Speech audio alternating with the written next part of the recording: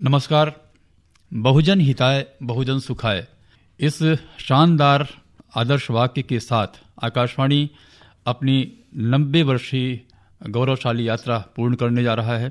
किसी भी संस्था, किसी भी संगठन या किसी भी व्यक्ति के जीवन में ये 90 वर्ष बहुत महत्व रखते हैं, लेकिन जब बात आकाशवाणी की हो तो एक अलग तरह की अनुभूति होती है। आकाशवाणी एक ऐसा संगठन, एक ऐसी संस्था जो हमारे जीवन से, हर व्यक्ति के जीवन से, हर भारतवासी के जीवन से बहुत गहराई से जुड़ी रही है। एक समय था जब रेडियो हर व्यक्ति के घर में, हर परिवार का एक सदस्य की तरह होता था, और ऐसा संगठन, ऐसी संस्था जब 90 वर्ष का जीवन काल पूर्ण करती है और वो भी इतनी शानदार यात्रा के साथ, तो जाहिर है कि ये सेलिब्रेशन का वक्त होता है, गर्व करने का वक्त होता है, और अपने आप में एक तरह से पीछे मुड़कर देखने का भी वक्त होता है कि किस तरह से, कितने संघर्षों के बाद इतना लंबा मुकाम, इतनी लंबी यात्रा आकाशवाणी ने तय की है। आज हम चर्चा करेंगे आकाशवाणी के इसी गौरवशाली यात्रा पर। हमारे साथ हैं लोकेंद्र ठक्कर जी। आप वैज्ञानिक हैं, साथ ही रेडियो के बहुत अच्छे लिसनर भी हैं और ब्रॉडकास्टर भी हैं, कम्युनिकेटर भी हैं। साथ में हमारे हैं शरद द्विवेदी जी। आप सीनियर जर्नलिस्ट तो हैं ही, वरिष्ठ पत्रकार होने के साथ साथ आप भी रेडियो से बड़े गहराई से जुड़े रहे हैं। ये कहें कि बहुत अच्छे प्रसारक हैं और बहुत अच्छे श्रोता भी हैं रेडियो के, और रेडियो के बहुत सारे कार्यक्रमों से आप जुड़े रहे हैं शुरुआती दौर से। तो एक बड़ा अच्छा वक्त है, बड़ा अच्छा मौका है कि हम चर्चा करें, अपनी इस यात्रा को एक तरह से फिर से याद करें, किस तरह से आकाशवाणी ने इस दौर को जिया है। जैसा कि हम सभी जानते हैं कि जब 1927 में आकाशवाणी, जो 2 निजी ट्रांसमीटर के जरिए जिसका प्रसारण आरंभ हुआ देश में, फिर 1930 में इसका राष्ट्रीयकरण हुआ। 1936 में 8 जून को ही ऑल इंडिया रेडियो इसको नाम दिया गया। इंडियन स्टेट ब्रॉडकास्टिंग सर्विस पहले था, जिसको ऑल इंडिया रेडियो के रूप में 8 जून सन 1936 को इसे एक पहचान मिली। और ये 8 जून जो ऑल इंडिया रेडियो की स्थापना हुई, 90 वर्ष पूर्ण करने जा रहा है। फिर इसके बाद सन 1956 में आकाशवाणी इसको नाम मिला। लोकेंद्र जी, सबसे पहले तो हम ये जानना चाहेंगे आपसे कि आकाशवाणी की जो ये यात्रा है, इस यात्रा को आप किस नज़रिए से देखते हैं? क्या कहना चाहेंगे? कैसे आप याद करेंगे इस यात्रा को? धन्यवाद। ये कार्यक्रम में आपने मुझे आज याद किया। मैं समझता हूँ कि इस कार्यक्रम में भाग लेना मेरा सिर्फ एक औपचारिक दायित्व नहीं है, बल्कि मैं भावनात्मक रूप से आकाशवाणी से जुड़ा हूँ, क्योंकि लगभग 35-40 वर्षों से किसी न किसी प्रयोजन से आकाशवाणी से मेरा संबंध रहा है। तो मेरे लिए बहुत ही भावनात्मक क्षण है। मैं वाकई नहीं जानता था, जब पहली बार मैंने आकाशवाणी के स्टूडियो में कदम रखा, कि मैं आकाशवाणी के 90 वर्ष की इस संवाद में हिस्सेदारी करूंगा। बिल्कुल मुझे ज्ञात नहीं था, लेकिन ये वाकई मेरे लिए गौरव की स्वयं भी बात है कि मैं आज इस कार्यक्रम में आपके साथ चर्चा में शामिल हो रहा हूँ। मैंने आकाशवाणी को, केपी सिंह जी, प्रसारण की संस्था के रूप में नहीं देखा। मेरा व्यक्तिगत अनुभव यह है कि आकाशवाणी ने राष्ट्र निर्माण में समाज को और हमारी संस्कृति को बचाने का जो एक माध्यम बना है, बल्कि एक, मैं समझता हूँ कि एक जीवंत शक्ति है जो आकाशवाणी के रूप में मुझे दिखाई देती है। तो न सिर्फ एक प्रसारण का माध्यम है, बल्कि ये हमारी जीवन का एक हिस्सा है। ये वे ऑफ लिविंग है। मुझे नहीं याद आता कि हमारे घर की सुबह आकाशवाणी के प्रसारण के साथ शुरू नहीं होती है।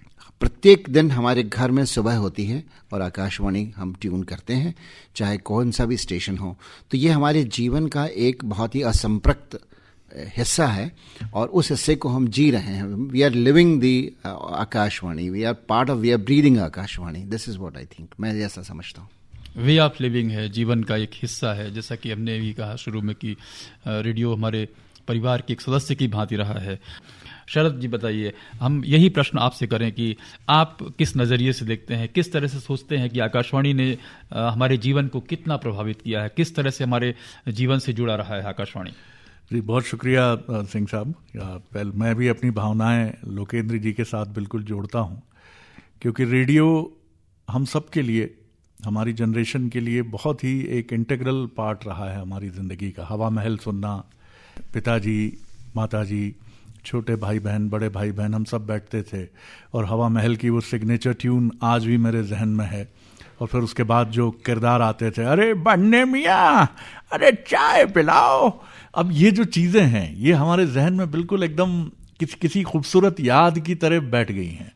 और ख़ुद भी रेडियो स्टेशन में हमने बहुत कुछ सीखा और मेरे लिए बहुत गर्व की बात भी है कि मैंने एक बार दिल्ली दूरदर्शन अर्ली 90s में एक ऑडिशन दिया था। देवकी नंदन पांडे जी उस पैनल में थे और उन्होंने मेरा ऑडिशन सुनकर उन्होंने कहा, तुम अच्छा पढ़ रहे हो, थोड़ा समझ कर पढ़ोगे तो नौजवान तुम कामयाब होगे। ये सुनकर मुझे बहुत अच्छा, मैं आज भी मेरी फाइल, अगर मस्तिष्क में कोई फाइल है, मुझे तो फाइल की बात सुनकर के गूज बम्स हो रहे हैं। बिल्कुल रोंगटे खड़े हो रहे हैं मेरे। मतलब आप देखिए, मतलब मैं जिन देवकी नंदन पांडे जी को हम, जो आकाशवाणी शब्द है, हमें, मुझे खुद ऐसा लगता था बचपन में कि देवताओं की वाणी है क्या, पूरे आकाश से गूंज रही है। तो निश्चित तौर पर मैं लोकेंद्र जी की बात से बिल्कुल सहमत हूँ कि हमारी पीढ़ी, और आज भी मैं देखता हूँ बहुत इमेंस पोटेंशियलिटी है भविष्य के लिए, उन्हें टैप करने की जरूरत है। जी जी। तो एक बड़ा सुनहरा दौर है, एक बड़ी सुनहरी स्मृतियां हैं आकाशवाणी से जुड़ी हुई। लोकेंद्र जी, हम जैसे कि अभी चर्चा कर रहे थे कि शुरुआती दौर में जब हम लोग पढ़ते थे, कॉलेज जाते थे, यूनिवर्सिटी जाते थे, आकाशवाणी के कार्यक्रमों के लिए हम लोग दौड़े जाते थे। तो वो दौर, जब आज हम एक समाज में और अपने जीवन में एक प्रतिष्ठित और स्थापित जगह पर हैं, और वो जब संघर्ष का दौर था, जब आकाशवाणी ने हमें संभाला, उसको कैसे आप याद करते हैं? देखिए, बहुत ही आपने नॉस्टैल्जिक कर दिया मुझे। नॉस्टैल्जिक क्योंकि मैं आकाशवाणी, मैं ग्रेजुएशन के तुरंत बाद एक ऑडिशन दे करके मैंने आकाशवाणी रीवा से अपना प्रसारण का जो करियर है वो शुरू किया। और उस समय कॉलेज में अगर आप अपनी फ़ीस निकाल लेते हैं या अपने परिवार को ये आश्वस्त करते हैं कि आपको मेरी पढ़ाई का खर्चा नहीं उठाना पड़ेगा, अगर आपके परिवार एक मध्यम वर्गीय परिवार है और 4-5 भाई बहन हैं और सिंगल अर्नर है, उस समय अगर आप अपने माता पिता को ये कह सकते हैं कि आपको मेरी पढ़ाई के लिए अब कुछ परेशान नहीं होना है फ़ीस के लिए, मुझे लगता है कि ये उस समय एक बहुत बड़ी हमारे लिए एक उपलब्धि थी परिवार के लिए। और आकाशवाणी ने हमको उस तरह से, मैं कह सकता हूँ, पाला है, क्योंकि हमने तो 15 रुपये प्रति ड्यूटी के हिसाब से हमें पारिश्रमिक मिलता था और 6 ड्यूटी एक हफ्ते में होती थी आकस्मिक उद्घोषक के तौर पे, तो 90 रुपये प्रति अगर मिल जाएं तो रीवा जैसे शहर में वो बहुत बड़ी राशि थी। और हम अपने जीवन को उस 90 रुपये की जो खुशी थी, वो आज मुझको 9,000 रुपये क्या 90,000 रुपये भी मिल जाए, वो खुशी में नहीं प्राप्त कर सकता। वाह, उसका कोई मोल नहीं है। बिल्कुल, क्योंकि वो जो विश्वास दिया, वो 90 रुपये नहीं थे, वो एक विश्वास था मुझे अपनी ज़िंदगी का। मैं ये कहना चाहता हूँ कृष्णपाल जी कि आकाशवाणी ने मेरे जीवन की धारा को बदल दिया। 2 अनुभव रहे हैं। कॉलेज में एनसीसी, मैं अपने एनसीसी का कमांडर था, चीफ का अंडर ऑफिसर था, 450 कैडेट्स मेरे कमांड पे थे, तो वहाँ से अनुशासन सीखा और बाकी संस्कार मुझे आकाशवाणी से मिले। इसने मेरे जीवन की धारा को ही बदल दिया। सिर्फ जो पारिश्रमिक मिलता था वो तो एक छोटा हिस्सा है, पर आपके जीवन को बदल देना, जीवन शैली को बदल देना, आपकी विचारों को बदल देना, आपके नए आयाम खोल दिए ज़िंदगी के। मुझे कविताओं से, शायरी से, संगीत से, शास्त्रीय संगीत से, लोक संगीत से जो प्रेम हुआ वो यहाँ पे हुआ। शायद मैं यहाँ नहीं होता तो आकाशवाणी में बहुत सारे कार्यक्रमों को हम केवल प्रसारित करते ही नहीं हैं, हम उसके साथ जुड़ते हैं। मुझे कभी मालूम नहीं होता कि दादरा क्या है, कजरी क्या है, सोहर क्या है, मुझे नहीं, मैं कैसे जानूं?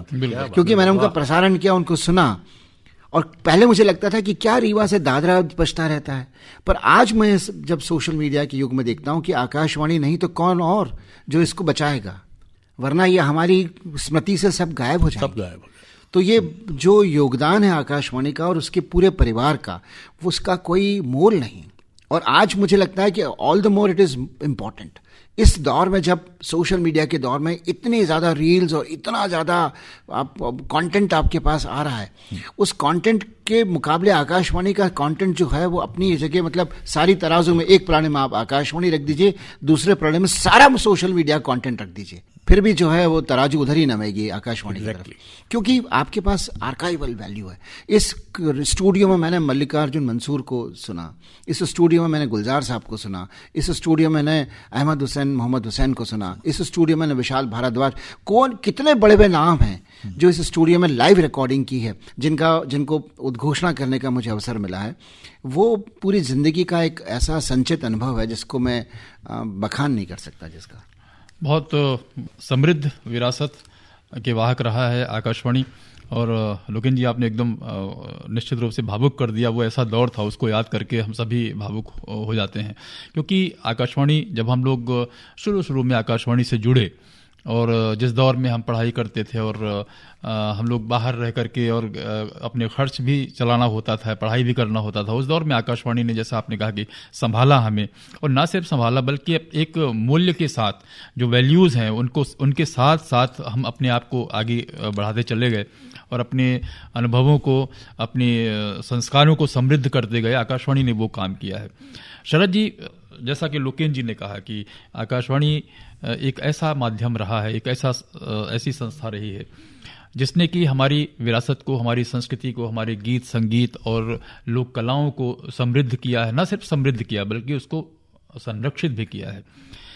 आप बताइए अपने अनुभवों से, आप एक प्रतिष्ठित मीडिया संस्थान के प्रमुख हैं, आप हमें बताइए कि जैसा कि लोकेन जी ने एक और बात कही कि आकाशवाणी एक तरफ और बाकी तमाम माध्यम एक तरफ। चूंकि आप एक माध्यम से जुड़े हुए हैं, आप कैसे मानते हैं आकाशवाणी के जो कार्यक्रम है, आकाशवाणी की जो देन है हमारी संस्कृति को और हमारी कला और विरासत को संरक्षित करने में, उसको किस तरह से आंकते हैं आप?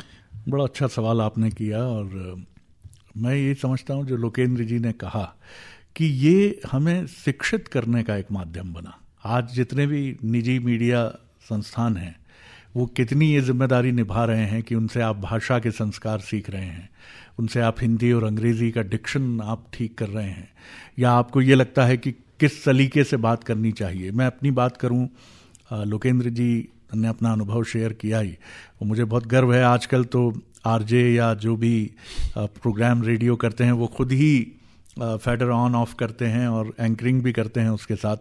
जिस वक्त हम अर्ली 90s में 2000 में जब हम करते थे 1990 में, तब उधर से फेडर ऑन ऑफ करने वाला और गीत सुनाने के लिए लोकेंद्र जी की भूमिका होती थी या और तो ये हमें समझाते थे कि हमने एक प्रयोग करने की कोशिश की। युवावस्था में कई बार मन में बातें आती, हमने कहा उर्दू के शेर सुनाते हैं गानों के पहले, हरिवंश राय बच्चन क्यों नहीं, क्यों माखनलाल चतुर्वेदी नहीं? अब वो लंबे होते हैं। रूठूं मेरी प्रेम कथा में रानी इतना स्वाद नहीं है, और मनू ऐसा भी मुझ में कोई प्रणयोन्माद नहीं है। अब वहां से लोकेंद्र जी सोच रहे हैं कि अब मैं इसको ऑन करूं, अब ऑन करूं। मन्नान खान साहब थे एक दिन, वो उन्होंने बुलाया मुझे, बोले यार इतने लंबे लंबे मत किया करो। लेकिन ये चीजें, फिर एक बार हमने उर्दू का शेर पढ़ा, तो एक मुस्लिम फेलो थे, पैक्स थे, उन्होंने बुलाया, बोला जवान तुमने बहुत वाहियात और बड़े ख़राब तरीके से पढ़ा है, उर्दू बड़ी शीरी ज़ुबान है, बड़ी मोहब्बत से मुलायमियत से पढ़ा करो शेर। अब वो बात दिल में ऐसी चुभी कि हमने उर्दू पे तलफ़ुज़ पे बड़ा ध्यान दिया, डिक्शन पे। कहता फिर हमने एक बड़ा कठिन शेर लोकेंद्र जी मैंने चुना, वली दखनी का। बताइए। 16वीं शताब्दी के शायर थे, और अब बड़ा अच्छा लगता है आज भी ये आप सबके साथ शेयर करते हुए और श्रोताओं के साथ शेयर करते हुए। वो शेर इस तरह था, तुझ लब की सिफत लाल बदख्शां से करूंगा। बदख्शां ईरान का एक शहर था उस समय 16वीं शताब्दी में, जहां के लाल बड़े फेमस। तेरे होठों की तुलना तुझ लब की सिफत लाल बदख्शां से करूंगा। क्या बात। जादू है तेरे नैन गजाला से कहूंगा, हिरनी से कहूंगा कि तेरे नैनों का जादू। और मैं जब बाहर निकला तो वो खड़े हुए थे और उन्होंने कहा इधर आओ, और क्या शेर पढ़ा है तुमने। अब ये संस्कार क्या मुझे आज मिलेंगे इस पेशेवर दुनिया में? कोई मुझ पे काम करेगा कि तुम्हारी जुबान में उर्दू कहाँ है, हिंदी कहाँ है? आप एक गलत लफ्ज बोल के दिखाइए और स्टूडियो से बाहर निकलिए, आपकी क्या क्लास होती थी, क्या क्लास होती थी। एक सेकंड में आप ये कर ही नहीं सकते थे। क्या दरअसल ये भी सच है कि जब हम लोग रेडियो में आए तो हम में से बहुतों को जो आते थे कि ये चीज़ें पता ही नहीं होती थी कि उच्चारण क्या होता है। ये हमें क्लास में या स्कूल में या कॉलेज में ये नहीं पढ़ाया जाता था, ये नहीं बताया जाता था। ये जब हम आकाशवाणी में आए, खासकर हमें अच्छी तरह से याद है, जैसा कि शरद जी ने कहा कि किस तरह से गलती पर टोका गया, रोका गया, समझाया गया, बताया गया, फिर वाहवाही भी दी गई। तो हम भी जब आकाशवाणी में आए तो हमें तो बिल्कुल भी आइडिया नहीं था, पता नहीं था कि उच्चारण क्या होता है, सा और शा क्या होता है। तो हमें जब शुरुआती दौर से ही ये सिखाया गया सबसे पहले कि ये क्या होता है, तो ये हमने पहली बार रेडियो में ही सीखा। और इसके बाद रेडियो ही हमारे जीवन का एक हिस्सा बना। रेडियो ना सिर्फ हमारी रोजी रोटी बनी बल्कि हमारी एक पहचान भी बना। रेडियो बिल्कुल आप ठीक कह रहे हैं सिंह साहब, माफ कीजिए मैं बीच में रोक रहा हूं आपको, क्योंकि मुझे लगता है कि लोकेंद्र जी सहमत होंगे कि यहाँ हमने ड्रामा आर्टिस्ट भी क्लियर किया। तो हमें ये समझाया गया कि आवाज का उतार चढ़ाव क्या होता है। और अगर हम मुंबई में होते, भोपाल या उस तरह का शहर होता, तो मुझे लगता है मेरे जैसा पॉपुलर डबिंग आर्टिस्ट कोई होता नहीं, क्योंकि उसी जो डबिंग उस समय शाकिर अली साहब और तमाम लोग थे, ये हमें सिखाते थे।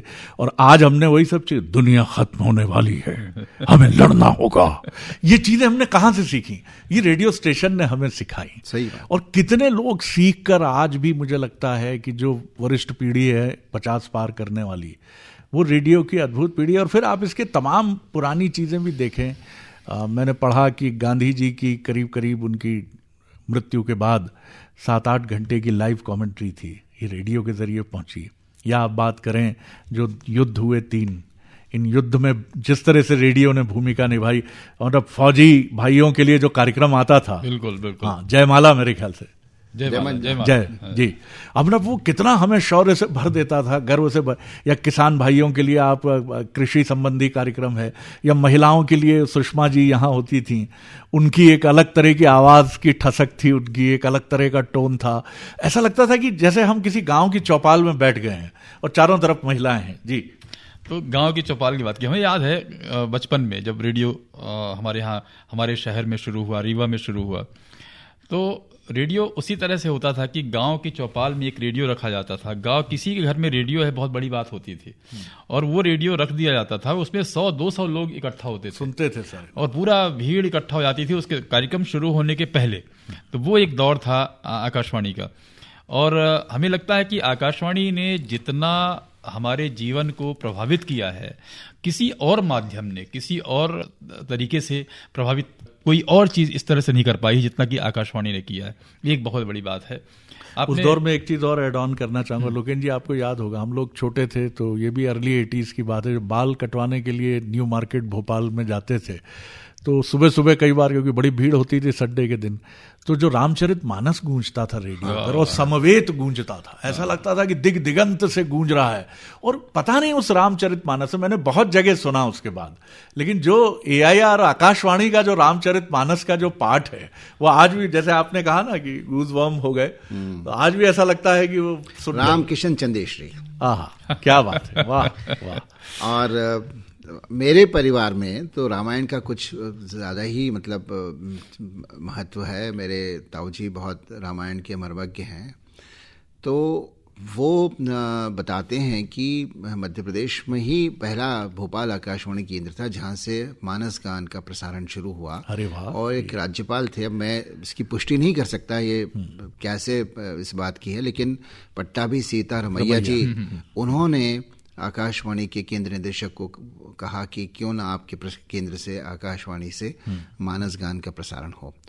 और जो आप कह रहे हैं कि राम किशन चंदेश्वरी जी ने रामायण की जो धुन है, जिस तरीके से उन्होंने इसको गाया है, मैं समझता हूं कि उससे बेहतर कुछ नहीं। क्या बात, बिल्कुल बिल्कुल, उससे बेहतर कुछ नहीं। आपने तो बड़ा एनरिच किया इस इन्फॉर्मेशन से, बहुत। वाह। आकाशवाणी जो उसका बेसिक, जैसा आपने कहा, बहुजन हिताय बहुजन सुखाय, और जो 3 मंत्र हैं जो सिखाए गए हमको, कि सबसे पहला है इन्फॉर्मेशन, दूसरा एजुकेशन, तीसरा है एंटरटेनमेंट। तो आजकल इन्फोटेनमेंट आ गया, एजुकेशन गलत हट गया, या एडुटेनमेंट आ गया, इन्फॉर्मेशन हट गया। आकाशवाणी ही है जो इन तीनों मंत्रों स्तंभों का, पहले आपको इन्फॉर्मेशन देना है, आपको एजुकेट करना है, और फिर आपको एंटरटेन करना है। ये जो महत्वपूर्ण दायित्व आकाशवाणी ने निभाया और आज तक निभा रही है, देश को वाकई एकता के सूत्र में बांधने में आकाशवाणी का सब बहुत बड़ा योगदान है। हमारे दिन की शुरुआत आकाशवाणी से में भक्ति संगीत से होती है। जैसे आपने कहा कि कोई भी तीज त्योहार है, कोई अवसर है, अवसर के अनुकूल गीत प्रसारित करने की एक परंपरा है हमारे आकाशवाणी से। तो ये हमें अपनी संस्कृति से, अपनी विरासत से जोड़ने का एक बड़ा महत्वपूर्ण काम करता है।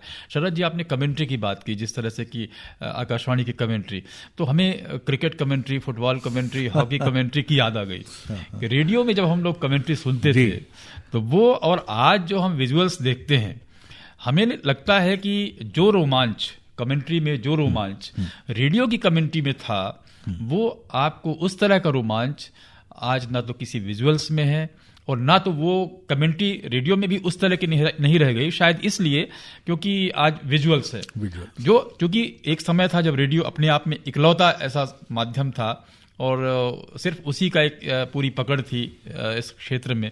तो रेडियो की कमेंट्री जब क्रिकेट या हॉकी या फुटबॉल जब हम लोग सुनते थे, तो उसमें उसको सुनते हुए जो रोमांच होता था और जो हम विजुलाइज करते थे पूरे फील्ड को, वो अपने आप में बहुत बड़ा मुझे याद है कि हम 26 जनवरी की जब परेड सुनते थे, या आसमान में काले बादलों का काफिला जैसे भटक रहा है, चल रहा है, और सामने ये सेना की फलानी बटालियन का काफिला, बिल्कुल जुड़े हुए कंधे, समानांतर पांव, जिनकी निशानी है, एक एक शब्द सौष्ठव, एक एक चीजें, लाल किले की गौरवशाली प्राचीर के पीछे अटखेलियां कर रहा है सूरज बादलों के साथ। अब ये चीजें, आपके शब्द आप इससे क्वाइन करना सीखते हैं, और हमारी लोकेन जी की जनरेशन जो है उसने तो शब्दों को गढ़ना, शब्दों के साथ खेलना, उसमें भाव डालना। अब देखिए जसदेव सिंह की कमेंट्री हॉकी की, जब वो कमेंट्री चल रही होती है तो हमारे पिताजी पूरे घर को जो है, मतलब साइलेंट, कोई हिल नहीं सकता, रेडियो को कोई हाथ लगा के हिला नहीं सकता, क्योंकि उन्होंने जो एंगल सेट कर दिया उस पे वो, जब तक पूरा मैच खत्म नहीं हो जाएगा तब तक पूरा घर जो है उसी को सुना। क्या रोमांच क्रिएट होता था, रोमांच होता था। मतलब जसदेव सिंह की हॉकी कमेंट्री, मुझे लगता है कि वो ईश्वर तत्व जो है उसमें पैदा करते थे। बिल्कुल बिल्कुल सही कहा। न सिर्फ दृश्य आप देख पाते थे हॉकी के, बल्कि आपको ईश्वरीय तत्व का उसमें बिल्कुल एहसास करना, वो जो कनेक्ट था ना रेडियो का, वो ताकत रेडियो की। तो एक रेडियो की एक बहुत बड़ी बात थी कि हम जो विजुअलाइजेशन खुद करते थे, हाँ, शब्दों के माध्यम से, हाँ। चाहे रेडियो ड्रामा की बात करें, रेडियो ड्रामा अपने आप में कितने लोकप्रिय भी थे उस दौर में, और वो आज भी हम कोई यदि दृश्य तरीके से कोई फिल्म देखते हैं या कोई डॉक्यूमेंट्री देखते हैं, लेकिन रेडियो जो हमें ये अवसर देता है कि हम चीज़ों को शब्दों के माध्यम से अपने नज़रिए से देखें, ये एक बहुत बड़ी बात होती है, और हर व्यक्ति अपनी कल्पना को बढ़ता है। रेडियो को कभी हमने इडियट बॉक्स नहीं कहा, कभी नहीं कहा, क्योंकि वो बल्कि आपको इंटेलिजेंट बनाता है। बहुत अच्छी। और टेलीविजन इसीलिए इडियट बॉक्स है कि it makes you idiot, because वो जो दिखा रहा है वो आपको देखना है।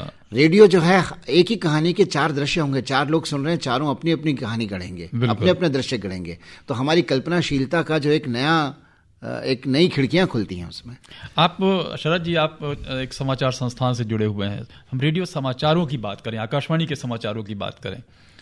आकाशवाणी के समाचार, हम बहुत सारे जो अपने अपने क्षेत्रों में सफल प्रशासनिक अधिकारी होते हैं या कि जो एकेडमिशियंस होते हैं, उनसे सुनते हैं कि उन्होंने रेडियो यानी आकाशवाणी के समाचारों से अपना सामान्य ज्ञान को काफ़ी समृद्ध किया। हम लोगों ने भी वो दौर देखा है कि हमारी खुद की भी आदत थी कि हम एक भी समाचार आकाशवाणी के नहीं छोड़ते थे। मेरे पास एक छोटा सा रेडियो रहता था और हर समाचार को हर घंटे हम सुनते थे, ना सिर्फ सुनते थे बल्कि उसको मुख्य जो हेडलाइंस होते थे उसको एक डायरी में लिखते भी थे, सिर्फ इसलिए कि हम अपने सामान्य ज्ञान को समृद्ध कर सकें। समाचारों की आज जब हम बात करते हैं तो आकाशवाणी के जो समाचार हैं, ये कहा जाता है और संभवतः शायद यह है भी कि जो अपनी विश्वसनीयता, जो अपनी प्रामाणिकता के दृष्टि से देखें तो आज भी उसका कोई मुकाबला नहीं है। आप क्या सोचते हैं कि आकाशवाणी के समाचारों के बारे में? देखिए, बहुत अच्छा आपका सवाल ये भी है क्योंकि इस वक्त सोशल मीडिया में ये जिंदा हुआ है रेडियो पॉडकास्ट के जरिए, पॉडकास्टिंग जिसको हम कहते हैं। देश के बड़े बड़े नामचीन जो मीडिया संस्थान हैं, न्यूज़ चैनल्स हैं, वो आज पॉडकास्ट कर रहे हैं, और बिल्कुल उसी तरीके से जिस तरह से रेडियो में हम सुनते थे कि ये आकाशवाणी है, वो अपना संस्थान का नाम लेते हैं, ये है, अब आप उनसे सुनिए समाचार। मुझे लगता है कि कंक्लूड करते हुए ये भी बहुत ज़रूरी है कि 90 साल के बाद अब क्या, रेडियो कहाँ जाएगा, पॉडकास्ट ये इसे जिंदा करेगा। फिर से रेडियो को पहुंचाएगा, जो बिना डिस्टरबेंस किए आप कार ड्राइव करते हुए मध्य प्रदेश के एक कैप्सूल के जरिए 10 मिनट के आप वेल अवेयर हो जाइए कि ये बड़े डिसीजन हुए, डॉक्टर मोहन यादव ने ये निर्णय लिया, मध्य प्रदेश कैबिनेट के बड़े फैसले, ये चीजें हुई राष्ट्रीय, ये कैप्सूल्स हमें बढ़ाने पड़ेंगे।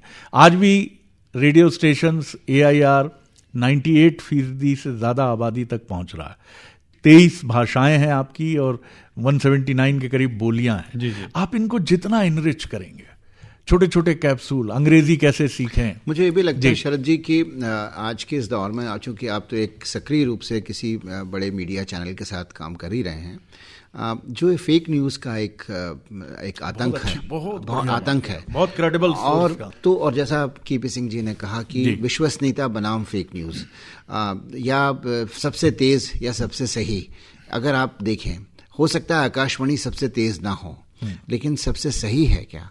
तो आज के इस दौर में जब सभी लोग तेज होने की दौड़ में लगे हैं, आप कहाँ जाएंगे विश्वसनीयता के लिए? और मुझे ये भय भी रहता है, क्योंकि मैं आकाशवाणी को से अपने आप को पूर्णतः जोड़ के चलता हूँ। अगर आकाशवाणी की कहीं कोई आलोचना होगी तो मुझे लगता है ये मेरी आलोचना है, मैं उस हद तक इससे जुड़ा हुआ हूँ और मैं उसको डिफेंड करता हूँ उस जगह जहाँ भी ये डिस्कोर्स हो रहा है।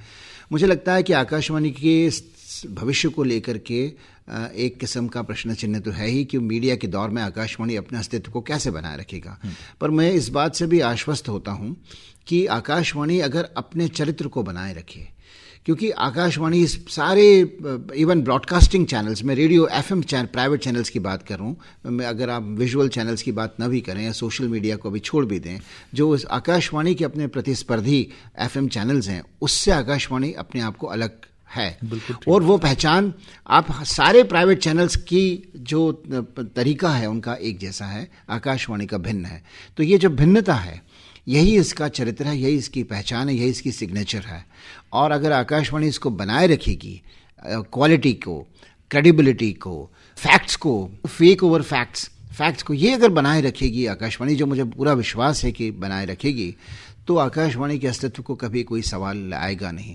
लेकिन प्रतिस्पर्धा बहुत है, टेक्नोलॉजी को उनको अपनाना पड़ेगा। और जैसे आज मुझसे पूछा कि आप 4 बजे, मैंने कहा मेरा एक पॉडकास्ट है, क्योंकि अगर मैं उनसे कहूं कि मैं एक आकाशवाणी की परिचर्चा में भाग लेने जा रहा हूं तो वो कहेंगे कि अच्छा कोई बोरियत टाइप, कुछ बोरिंग का टाइप का काम होगा, लेकिन ये पॉडकास्ट ही है। ये पॉडकास्ट ही है।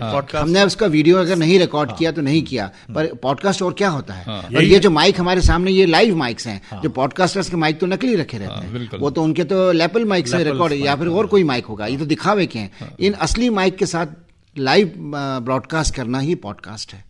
तो हम एक्चुअली कर वही रहे हैं, कुछ शब्दावली में, लैंग्वेज में, जो उसकी टेक्सोनॉमी में है कुछ फ़र्क है। बाकी आकाशवाणी तो मतलब आज भी लोगों की धड़कन है, ज़िंदगी है। आकाशवाणी लोगों की धड़कन है। इसी बात को हम दूसरे तरीके से कहें, शरद जी, आप क्या सोचते हैं, किस नज़रिए से देखते हैं कि क्या भविष्य है रेडियो का? और आज जो इस तरह की बात करते हैं रेडियो के बारे में, आकाशवाणी के बारे में हम बात करें कि रेडियो सुनता कौन है, और तो उसके साथ साथ इसका भविष्य कैसा देखते हैं आप? देखिए, चुनौतियां हैं सिंह साहब, इससे इनकार नहीं किया जा सकता, क्योंकि हमें लोगों की ज़रूरत के अनुसार ढलना होगा। और आज सिर्फ रेडियो स्टेशन AIR की बात नहीं है कि रेडियो सुनता कौन है। आज मेन स्ट्रीम मीडिया, चाहे वो टेलीविजन हो, देखता कौन? हाँ, कौन देखता है, ये सवाल उनके सामने भी है। बिल्कुल। क्योंकि एक एक्सप्लोजन के युग में है हम, एंटरटेनमेंट के, इंफोटेनमेंट के, सूचना के विस्फोट के युग में है। तो कौन क्या देख रहा है ये तय करना बहुत कठिन है। लेकिन जैसा हमने कहा कि हम रोज छोले भटूरे नहीं खा सकते हैं, हम रोज चाट नहीं खा सकते हैं, हम पूरे महीने के 20 दिन हम चाहते हैं एक सादगी भरा भोजन, जो AIR के पास है। हाँ, इसको आप इनरिच करें, ज्यादा इंफॉर्मेशंस के साथ आएं, ज्यादा इसको, हाँ, सूचनाओं को नए युग के हिसाब से ढालें आप और तैयार करें। क्योंकि आपकी जो रीच है, वो रीच के लिए तो अरबों रुपए देने पड़ेंगे, तब भी कोई संस्थान उसको हासिल कर पाएगा कि आप 100% आबादी तक पहुंच रहे हैं भारत की। अगर आप इसमें वो मसाला ले लें कि अच्छी चीजें कैसे हों, इस रामचरितमानस का एक नया रूप हो इसमें, जैसे अभी एक बड़ी भव्य फिल्म भारत में बनने की बात है, तो इन तमाम चीजों का आप थोड़ा सा आधुनिकीकरण करें और इनको उसी टेक्सचर में लेकर आएं, सात्विक रूप में ही। मुझे लगता है कोई जवाब नहीं है रेडियो। तो भले चुनौतियां हैं, और लेकिन मैं एक बात कहना चाहता हूं कि माननीय प्रधानमंत्री जी ने मन की बात के लिए रेडियो को जो चुना है, ये बहुत ये बड़ा मतलब कहना चाहिए कि एक योगदान है, मैं कहूँगा प्रधानमंत्री जी का स्वयं का। और रेडियो ही वो माध्यम था जिसके माध्यम से मन की बात की जा सकती थी। जैसा शरद जी कह रहे हैं कि हम लगभग 100% आबादी तक हमारी रीच है, और ये जो इंफ्रास्ट्रक्चर है इसको कोई निजी संस्था खड़ा करने में अरबों रुपए लगेंगे। इसमें मैं ये भी ऐड करूंगा कि प्रधानमंत्री जी की बुद्धिमत्ता भी है जी। उन्होंने उस माध्यम को चुना जो 98% से ज्यादा लोगों तक पहुंच रहा है। तो जो भी प्रसारक हैं, ब्रॉडकास्टर्स हैं, उनको चुनना चाहिए इस मीडियम। और इसके लिए आपको कोई 5G नेटवर्क की आवश्यकता नहीं है। कुछ नहीं, सीधे आप पहुंचेंगे, सीधे पहुंचेंगे और पहुंच रहे हैं जी। तो योगदान तो है प्रधानमंत्री जी के मन की बात कार्यक्रम का अपने आप में, लेकिन प्रधानमंत्री जी ने, जैसा कि शरद जी ने कहा कि इस माध्यम को उन्होंने चुना अपनी बात कहने के लिए, जनता से संवाद करने के लिए, ये अपने आप में इस बात का प्रतीक है कि आकाशवाणी आज भी अपना महत्व रखता है, सशक्त माध्यम है, सशक्त माध्यम है। और शरद जी ने जैसा कहा कि चुनौतियां हैं, तो हमें समय के साथ अपने आप को बदलाव करते हुए आगे बढ़ना है। आकाशवाणी कर भी रहा है समय के साथ। डिजिटलाइजेशन का युग है, हमारे बहुत सारे चैनल्स, हमारा जो बहुत सारा जो अधोसंरचना है वहाँ पे डिजिटलाइजेशन हो रहा है। हम आज OTT प्लेटफॉर्म हमारा वेब्स के नाम से है, वहाँ पर हैं, और भी तमाम तरह के समय के साथ चलने का प्रयास कर रहा है आकाशवाणी। और इतना कुछ है बात करने के लिए, लेकिन समय की सीमा है, इसलिए अब हम अपनी बातचीत को यहीं विराम देंगे। लोकेंद्र ठक्कर जी, शरद द्विवेदी जी, आप दोनों का बहुत बहुत धन्यवाद इतनी महत्वपूर्ण चर्चा के लिए। हम फिर कभी मिलेंगे और इस विषय पर आगे बात करेंगे। आप सबका बहुत बहुत धन्यवाद। जरूर, धन्यवाद। Thank you.